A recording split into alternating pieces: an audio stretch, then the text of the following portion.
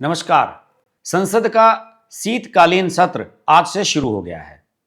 ये 1 से 19 दिसंबर तक चलेगा और इसमें बहुत कुछ हौल हंगामा होने वाला है, इसको आप तय मान लीजिए। देखिए, बहुत सारे लोग ऐसे होते हैं जो इस बात को नहीं समझ पाते हैं कि चुनाव के बाद और चुनाव से पहले जो इस प्रकार के पार्लियामेंट के सेशंस आते हैं उनका क्या महत्व होता है। अक्सर होता यह है कि पार्लियामेंट सेशन के दौरान स्ट्रेटजी वो अपनाई जाती है जो चुनावी राजनीति को प्रभावित करे। अभी हाल ही में बिहार के चुनाव हुए हैं और जब पिछली बार मानसून सत्र आया था तो उसके बाद बिहार के चुनाव होने वाले थे। और ध्यान हो आपको कि पिछले मानसून सत्र के दौरान एसआईआर की प्रक्रिया बिहार में चल रही थी और उस प्रक्रिया के खिलाफ आरजेडी, कांग्रेस और उसके समर्थक दलों ने पार्लियामेंट में लगातार डिबेट की मांग की थी। बड़ा हंगामा हुआ था। और यह भी बता दूं कि जब मानसून सत्र चल रहा था तो उसकी शुरुआत में ही जगदीप धनखड़ उपराष्ट्रपति का इस्तीफा हुआ था और साथ ही साथ यह भी बहस का एक मुद्दा बना रहा था कि ऑपरेशन सिंदूर पर चर्चा होगी या नहीं। विपक्ष बड़ी मात खा गया था। यहां विपक्ष ने यह मांग की थी कि ऑपरेशन सिंदूर पर चर्चा कराई जाए और ऑपरेशन सिंदूर पर जब चर्चा हुई तो विपक्ष की धज्जियां उड़ी थी। विपक्ष को इतना नजर नहीं आ रहा था कि आप अगर देश के खिलाफ बोलेंगे तो जनता के बीच मैसेज क्या जाएगा, जनता आपके खिलाफ जाएगी। और इसमें राष्ट्रवाद के मुद्दे पर, राष्ट्रीय सुरक्षा के मुद्दे पर विपक्ष एकदम किनारे खड़ा हो गया था। ऐसा लग रहा था कि सरकार तो ऑपरेशन सिंदूर और हमारी सेनाओं के समर्थन में बोल रही थी, जबकि जो सारे विरोधी दल थे वो उसके खिलाफ बोल रहे थे। बहरहाल बात करेंगे इस शीतकालीन सत्र की जो 1 से 19 दिसंबर तक चलेगा। इसे लेकर विपक्ष में अभी से बहुत सारी नाराजगी है। हालांकि उस नाराजगी का अब कोई मतलब नहीं है। विपक्ष का यह कहना है कि जो शीतकालीन सत्र होता है वो अमूमन आमतौर पर 20 से 25 बैठकों का होता है, यानी कि 1 महीने का होता है लगभग, और उसमें से सैटरडे और संडे और अन्य छुट्टियों को निकाल दिया जाए तो 20 से 25 मीटिंग्स जो होती हैं वो पार्लियामेंट की होती हैं। लेकिन इस बार मुश्किल से 15 बैठकें होती हुई मुझे नजर आ रही हैं। 1 से 19 दिसंबर के बीच में अगर मैं बात करूं, उसमें 3 वीकेंड पड़ रहे हैं, यानी कि 6 दिन तो आप इसमें से ऐसे ही निकाल दीजिए और बचेंगे 15 दिन लगभग। तो इस 15 दिन में विपक्ष क्या कर पाएगा, सरकार क्या कर पाएगी, इसे लेकर बहुत सारे सवाल खड़े किए जा रहे हैं। विपक्ष का कहना है कि एक तो सरकार ने इस बार का शीतकालीन सत्र देरी से बुलाया है। अमूमन होता यह है कि नवंबर के मध्य में या नवंबर के सेकंड हाफ में यह सत्र शुरू हो जाया करता था और दिसंबर में खत्म हो जाता था, नए साल से पहले ही। लेकिन इस बार यह 1 दिसंबर से और 19 दिसंबर के बीच में तय किया गया है। यह एक सरकार की रणनीतिक सोच है। विपक्ष जिस प्रकार से पिछले पार्लियामेंट सेशन, आपको याद होगा कि 10-15 दिन तक तो एक दिन भी वहां 1 मिनट का भी काम विपक्ष ने नहीं होने दिया था। जैसे ही स्पीकर या सभापति राज्यसभा और लोकसभा में आकर के बैठते थे, मंचासीन होते थे, वैसे ही हंगामा शुरू हो जाता था और एसआईआर की मांग होने लगती थी। विपक्ष बहिष्कार कर देता था। सरकार ने जोर जबरदस्ती से सारा काम किया था। सरकार ने अपने जितने भी बिल पेश किए थे, जितने भी विधेयक पारित कराए थे, वो विपक्ष की गैर मौजूदगी में पारित कराए थे। विपक्ष बहिष्कार करके चला जाता था और सरकार ने अपने बहुत सारे मुद्दे पास कराए थे। और आपको याद होगा कि मानसून सत्र के अंत में वो बिल लेकर के आए थे अमित शाह, जिसमें अगर कोई भी जनप्रतिनिधि जेल चला जाता है और उसके खिलाफ ऐसी कोई धाराएं लगाई जाती हैं जिसके 5 साल से अधिक की सजा हो सकती है, उस मामले में उसे तुरंत इस्तीफा देना होगा। अगर वो सीएम है, सीएम पद से हटना होगा, पीएम है तो पीएम पद से भी हटना होगा। इसे लेकर बड़ा हंगामा हुआ था। लेकिन सबसे ज्यादा जो हंगामा हुआ था और जो सबसे ज्यादा चर्चाओं में है वो है वन नेशन वन इलेक्शन का मुद्दा।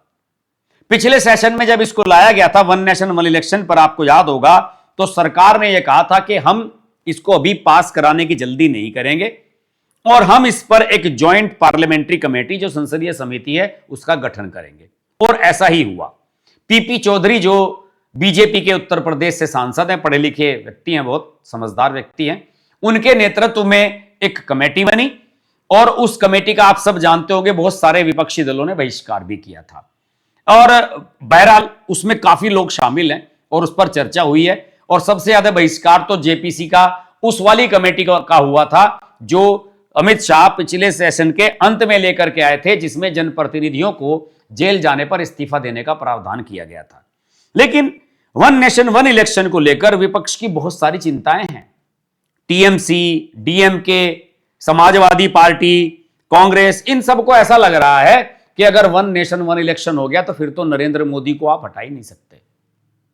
लोकसभा और विधानसभा चुनाव अगर एक साथ होने लगे तो फिर भारतीय जनता पार्टी लगातार रूल करती रहेगी और आपके पास कोई संभावनाएं बनेगी नहीं, क्योंकि माहौल ऐसा बनेगा कि जहां पर ऊपर वोट डलेगा वहीं पर नीचे वोट डलेगा। इस बात को लेकर विपक्ष की अपनी अपनी चिंताएं हैं, सबको अपने वजूद का खतरा सता रहा है।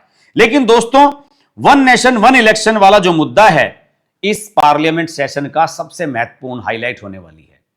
और ये पार्लियामेंट का जो अंतिम सप्ताह होगा वो 15 दिसंबर से 19 दिसंबर तक, यानी कि सोम, मंगल, बुध, बृहस्पति, इन 3-4 दिनों में होगा। और जो मेरे पास इंफॉर्मेशन आई है उसके मुताबिक 15 या 16 दिसंबर को वन नेशन वन इलेक्शन वाला जो कानून है, जो प्रावधान है, वो उसका बिल पेश होने जा रहा है। वैसे इससे पहले 4 दिसंबर को जेपीसी जो है इसकी, जो इसको लेकर के जेपीसी बनी थी, उस जेपीसी के सामने विधि आयोग अपना एक प्रेजेंटेशन देने वाला है। देखिए, इसमें सबसे बड़ा मुद्दा यह है कि कुछ लोगों को इसमें आपत्ति है, खासतौर से विपक्ष वालों को, कि अगर ये वन नेशन वन इलेक्शन का मुद्दा लेकर के सरकार आ रही है और इसे कानून बनाया जा रहा है और ये इस पर सरकार जा रही है, तो इसमें संवैधानिक बाध्यताएं हैं। उनका कहना है कि ये जो देश का फेडरल स्ट्रक्चर है, संघीय ढांचा है जिसमें सेंटर और राज्यों का तालमेल होता है, उसके ये खिलाफ है।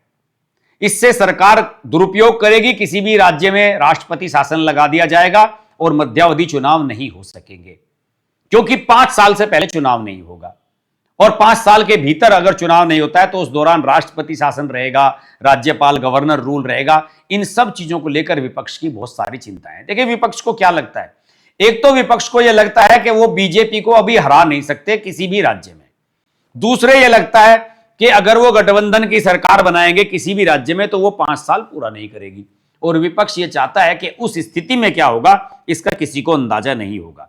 लेकिन 4 दिसंबर को जेपीसी की जो बैठक होगी विधि आयोग के साथ, बड़ी महत्वपूर्ण होने वाली है। जेपीसी के जो सदस्य हैं, जो इसमें संसदीय समिति है, उसके सदस्य भी ये जानना चाहते हैं कि अगर वन नेशन वन इलेक्शन का मुद्दा होता है या इसे लागू किया जाता है देश में इस व्यवस्था को, तो इसमें कोई संवैधानिक बाध्यताएं तो नहीं है, यह संविधान के मूल ढांचे के खिलाफ तो नहीं है। और इस बारे में अभी हाल ही में टाइम्स ऑफ इंडिया ने भी और इंडियन एक्सप्रेस ने भी अपनी स्टोरी छापी है, जिसमें उन्होंने साफ तौर पर यह कहा है कि विधि आयोग ने यह स्पष्ट कर दिया है कि किसी भी प्रकार की संवैधानिक बाध्यता वन नेशन वन इलेक्शन को नहीं रोक सकती। हालांकि यह खबर अभी लीक हुई है, लेकिन अभी इसको कंफर्म तौर पर इसलिए पक्का नहीं कह सकते क्योंकि विधि आयोग और जेपीसी की बैठक इसी पार्लियामेंट सेशन के दौरान 4 दिसंबर को होने वाली है। लेकिन खबरें यही हैं कि इस पर हरी झंडी होगी। तो इस मुद्दे को लेकर विपक्ष के पास चर्चा के लिए 4 दिन का समय होगा। अगर यह 15 को पेश होता है तो 15, 16, 17, 18, 19, 4-5 दिन बचते हैं। और मुझे लग रहा है कि जो मेरे पास इंफॉर्मेशन है, इसे 16 दिसंबर को पेश किया जाएगा। दरअसल सरकार ने इस मुद्दे पर और अन्य बहुत सारे मुद्दों पर एक स्टैंड अपनाया है कि अपना एजेंडा सेट करो पार्लियामेंट सेशन का, अपना काम निकालो और बाकी को भाड़ में जाने दो। और मेरा मानना है कि जिस प्रकार का विपक्ष का रवैया पिछले 4-5 सेशंस में पार्लियामेंट में रहा है, उसके बाद यह सरकार की रणनीति बिल्कुल सही है। अब विपक्ष बहस नहीं करना चाहता, अब विपक्ष केवल सरकार के हर काम में बाधा डालना चाहता है।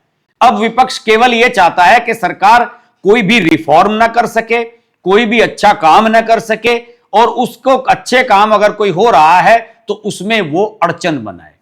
और सरकार इस बात को समझ गई है।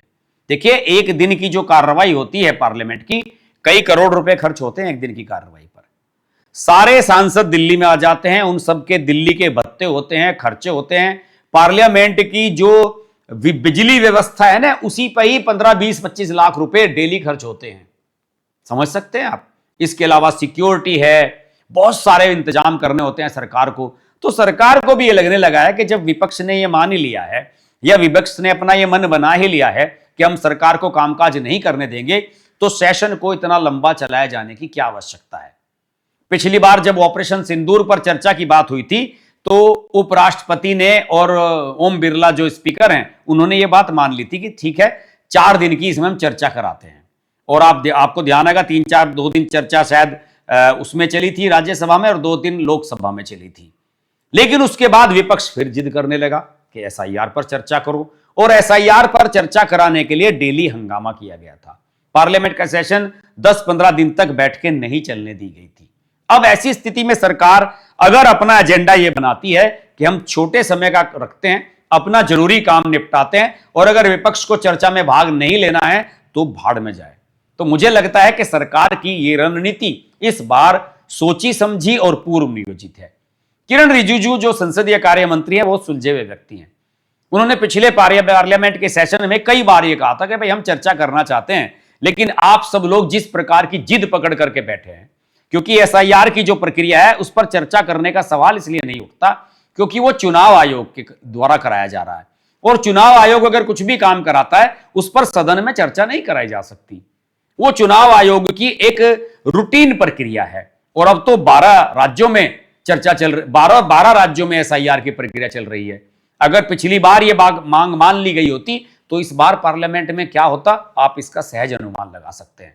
तो मुझे लगता है कि पार्लियामेंट के सेशन के लिए सरकार ने ये सोची समझी रणनीति बनाई है कि इसको लेट गो करते हैं, अपना काम निपटाते हैं, और अंतिम में बिल्कुल अंतिम सप्ताह में जब 4 दिन बाकी रह जाएंगे हम 1 नेशन 1 इलेक्शन को लेकर के आते हैं। मुझे लगता नहीं वैसे कि सरकार इस बिल को इसी में पास कराएगी।